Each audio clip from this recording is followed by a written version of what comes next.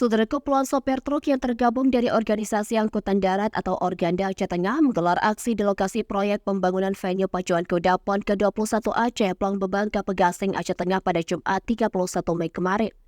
Mereka menolak kebijakan PT Waskita Karya Persero Tbk terkait pemberhentian para kendaraan yang sebelumnya bekerja di lokasi yang diberhentikan tertanggal 31 Mei. Dalam surat tersebut tertulis sehubung berkurangnya aktivitas pekerjaan galian dan timbuhan pada proyek pembangunan dan renovasi venue dayung dan pacuan kuda dalam rangka PON ke-21 Aceh, sejumlah 12 dump truck yang disewakan berakhir pada tanggal 31 Mei 2024. Kecewa terhadap keputusan yang dikeluarkan pihak Waskita, Organda pun menggelar aksi di area pembangunan venue PON ke-21 Aceh tersebut. Sebelum bertemu pihak konsultan, masa aksi sempat memblokade jalan keluar masuk kendaraan proyek yang beroperasi di lokasi. Sebelum akhirnya masa aksi berpindah lokasi ke dalam lokasi proyek pembangunan. Setelah bertemu dengan pihak pimpinan perusahaan, puluhan masa aksi yang tergabung dalam Organda berdiskusi cukup tegang.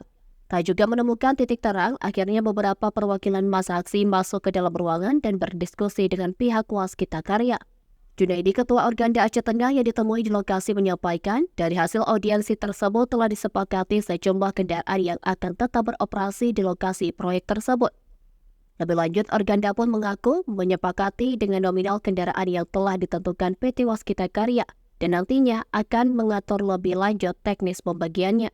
Agus Setiawan, pengawasan pembangunan venue dayung dan pacuan kuda PON 21 Aceh mengatakan, tetap menerima sejumlah kendaraan dan memberikan kewenangan kepada Organda untuk melakukan pembagian 6 kuota yang tersedia. Meski demikian, sementara ini tuntutan Organda tersebut masih wacana dan belum disepakati kontraknya oleh PT Waskita Karya selaku pelaksana. Dari Aceh Tengah, Alga Mahati Ara, Tribun Gayo.